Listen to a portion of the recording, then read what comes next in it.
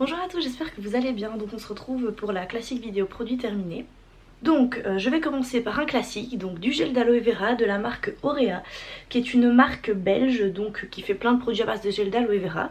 Ici donc c'était tout simplement du gel d'aloe vera pur, donc il y avait 98% de gel d'aloe vera. La marque a la mention Cosme Bio, donc je l'avais trouvé dans mon petit magasin bio. C'était une marque dont j'avais jamais entendu parler. Bah écoutez, c'était un très bon gel, pour moi il est vraiment kiff kiff avec celui de chez Pure Aloe au niveau de la qualité. Il m'a duré très longtemps, donc ici c'est un flacon de 150 ml.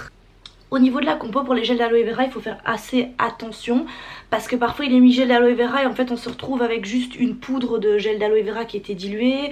On se retrouve avec du jus d'aloe vera qui n'est pas vraiment la même chose, donc il faut bien regarder dans la compo si le premier ingrédient est aloe barbadensis gel, et là c'est que c'est du gel d'aloe vera en premier. Ensuite généralement il y a de la gomme xanthane et un petit peu de conservateur parce que le gel d'aloe vera est très fragile. Donc voilà, c'est une petite entreprise de Nivelles, donc voilà, assez cool. Ensuite on continue dans les classiques. Donc j'ai terminé un hydrolat d'Amamélis. C'était la première fois que j'utilisais un hydrolat d'Amamélis. Ça sentait très bon parce que les hydrolats ça sent pas toujours super bon, mais là l'Amamélis je trouvais que c'était une odeur hyper agréable, hyper fraîche, qui va vraiment apaiser les peaux qui ont tendance à avoir des rougeurs. Il n'y avait pas de conservateur, donc la marque Eolessence, je l'avais acheté aussi dans un magasin bio pas loin de chez moi. Et en fait l'avantage de cette marque là c'est que donc les hydrolats sont non pasteurisés, sans conservateur et sans alcool, parce que malheureusement même dans certaines marques bio il y a des hydrolats qui ont des conservateurs ou qui ont voilà de l'alcool, que ici il est vraiment 100% pur. Quand on regarde dans les ingrédients il y a juste un ingrédient, donc c'est eau florale d'Amamélis. Donc voilà, un très bon hydrolat, c'est sympa. Moi au niveau des hydrolats je change tout le temps, enfin je change très souvent d'hydrolat parce que j'aime bien avoir des odeurs différentes, et que c'est pas vraiment l'hydrolat qui va vraiment, comment dire, qui va vraiment être spécifique à votre type de peau. C'est-à-dire que pour moi un nettoyant et une crème ou une huile ça doit vraiment correspondre à votre type de peau. Qu'un hydrolat c'est quand même un truc qu'on va enlever avec un coton, enfin là qui est assez léger au niveau des actifs. Donc voilà, là pour le moment j'utilise un hydrolat de cyste, j'adore l'odeur de ça. Alors un énorme flop. D'ailleurs je la mets dans ma vidéo produit terminé, mais ce produit n'est pas du tout terminé, il est même, regardez, je l'ai utilisé une fois. C'est très rare que je n'utilise pas mes produits, même quand je les aime bof bof généralement je les utilise, mais celui-ci était tellement nul que en fait j'ai arrêté de l'utiliser. Donc c'était un gommage corps de la marque Laboratoire Mansart, à la canne à sucre et au jojoba. Laboratoire Mansart, donc je vous ai déjà dit, c'est une marque destinée aux instituts, une marque française de cosmétiques naturels. Je pense pas qu'ils ont le label bio, que ma maître de stage m'avait offert lors de mon stage en été. Sauf que pour moi un gommage corps ça doit gommer. Déjà un gommage visage j'aime bien quand ça gomme pas mal, mais faut pas que ce soit trop agressif. Mais pour moi un gommage corps, surtout quand c'est un gommage au sucre, je suppose qu'il y a quand même des grains de sucre. Ici on aurait dit que, enfin je sais pas où ils sont les grains de sucre dans la texture, mais en fait le truc est tout mousseux, tout mou. On masse sur la peau, les grains se fondent à une vitesse dingue, ça gomme, en fait ça gomme pas, ça fait pas du tout ce que c'est censé faire. C'est vraiment, ça me fait penser à un gommage que j'avais utilisé à l'époque, un gommage de chez Caudalie qui s'appelait le gommage divin il me semble, qui avait exactement la même texture, donc c'est à dire un truc tout mou, sans grains. Donc je voyais pas du tout l'intérêt de ce produit, vu que le but d'un gommage est quand même de gommer. Donc voilà, je sais pas encore ce que je veux en faire, je vais peut-être voir dans mon entourage si quelqu'un l'aime bien ou je sais pas. Mais comme j'ai utilisé une fois, je compte quand même pas le revendre, mais bon, voilà, un énorme flop ce produit. Ensuite j'ai terminé ce savon de la marque Happy Mousse, donc les savons du mât d'Ardenne. Alors d'Ardenne c'est en France, hein, parce que je l'avais acheté donc dans les Cévennes il y a maintenant 1 an et demi, et je viens seulement de l'utiliser. Donc en fait ce savon moussait hyper bien, j'en avais déjà acheté un de cette marque là, il moussait de dingue, super bien, hyper onctueux, hydratant, enfin voilà. Sauf que comme je l'ai acheté il y a 1 an et demi, les huiles essentielles se sont évaporées. Normalement c'était à la lavande, il y avait de l'huile essentielle de lavande, mais au fur et à mesure du temps les huiles essentielles s'évaporent, donc ce savon ne sentait quasiment plus rien. Donc ça c'est de ma faute aussi, j'aurais dû l'utiliser plus vite et pas accumuler autant de savon. Mais voilà, il a quand même fait son job, il moussait, il était hydratant, il était sur gras 8%, donc c'est tout ce qu'on lui demande. Après bon, l'odeur s'est évaporée, c'était dommage, mais voilà. En fait ça c'est un savon que je sais même pas si on sait l'acheter en ligne en fait. Parce que comme j'ai dit, je l'avais acheté lors de mes vacances en Cévennes, mais un chouette petit savon, plus format carré, j'aime beaucoup. Voilà, qui m'a beaucoup plu, même si malheureusement il ne sentait plus rien. Un énorme coup de cœur pour ce produit. Donc c'est un baume à lèvres au pamplemousse de la marque Hero, C'est certainement une marque dont vous avez entendu parler sur Insta vu que ces baumes à lèvres plaisent à beaucoup de blogueuses. Moi je l'avais acheté à l'Herboristerie Moderne, donc une boutique dans le centre de Bruxelles, mais on peut le retrouver sur Casidomi il me semble, oui on peut le retrouver sur Casidomi, sur plein d'autres e-shops bio. Et j'adorais l'odeur de ce produit, odeur pamplemousse, c'était super frais, ça sent encore un peu. Le petit format ovale en fait. Donc regardez en fait le format est ovale, donc c'est assez pratique pour appliquer sur les lèvres, ça change un peu du format rond et c'est assez sympa. Donc voilà, un très bon baume à lèvres, hyper hydratant. En plus pour les véganes, il n'y a pas de cire d'abeille, donc il est 100% vegan. C'est de la cire de calendula, qui est une cire végétale. Voilà, premier ingrédient, on a l'huile de cartame, on a l'huile d'amande douce, on a la cire de calendula, l'huile de ricin, l'huile d'olive, enfin bref, un baume à lèvres hyper hydratant qui sent super bon. Et voilà, petit format assez sympa.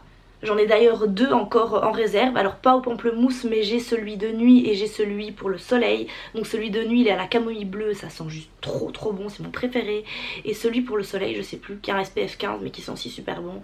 Et ils ont plein de sortes d'odeurs. J'ai terminé cette crème préparatrice de la marque Pure Aloe dont je vous avais parlé dans mes favoris d'automne. C'était une super crème hydratante.